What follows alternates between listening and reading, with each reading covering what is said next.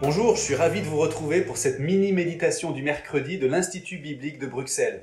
C'est aujourd'hui le troisième volet de notre survol du livre de Job, du nom de ce personnage de l'Antiquité qui était extrêmement intègre et qui a été extrêmement affligé. Mais avant d'aller plus loin, une question. Est-ce que votre vie aujourd'hui ressemble à ce que vous imaginiez, ou bien est-ce que vous avez dû renoncer à des projets ou à des rêves en sachant que vous allez sûrement mourir sans jamais avoir pu les réaliser ? Les chapitres 29 à 31 du livre de Job nous rapportent le dernier discours de Job contenu dans ce livre, un discours plein de regrets. Dans ce discours, Job fait un genre de bilan de sa vie où il rappelle avec beaucoup de nostalgie tout ce qu'il a perdu, au chapitre 29.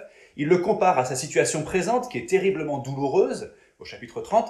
Et enfin, il formule une véritable protestation, au chapitre 31, qui est en fait une plaidoirie où Job cherche à établir son innocence par une démonstration juridique, comme un avocat dans un tribunal.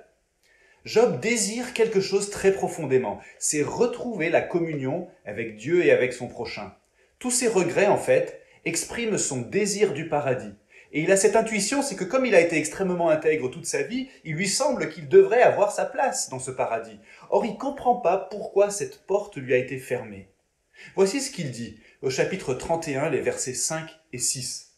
« Si j'ai marché dans la fausseté, si mon pied s'est hâté vers la ruse, que Dieu me pèse dans des balances justes et qu'il reconnaisse mon intégrité. » Vous voyez, en faisant le bien, normalement, on devrait avoir la faveur de Dieu. C'est l'intuition profonde de Job, mais qui est contredite par son expérience.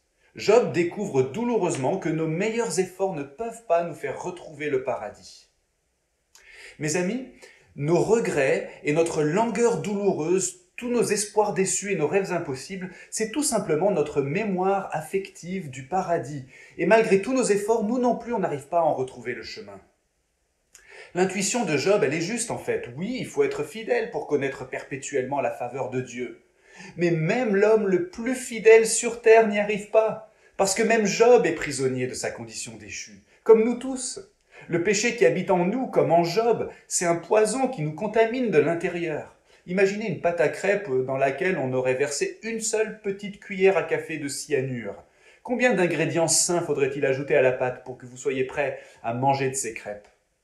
Alors oui, en fait, il faut être fidèle pour entrer au paradis et pour connaître pour toujours la satisfaction de notre langueur douloureuse.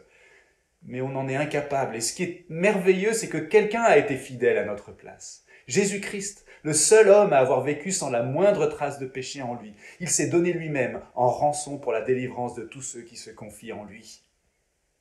Et si on se confie en lui, alors on découvre que Jésus, ressuscité, qui se tient devant le Père, plaide les mêmes arguments que Job au chapitre 31, sauf qu'il les plaide parfaitement pour nous. La fidélité de Christ nous a ouvert la porte du paradis si on est en lui par la foi. Alors oui, on vit avec des regrets ici-bas. On a de la nostalgie et des aspirations insatisfaites et ça peut faire mal, c'est normal. Mais prenons courage parce que le paradis arrive.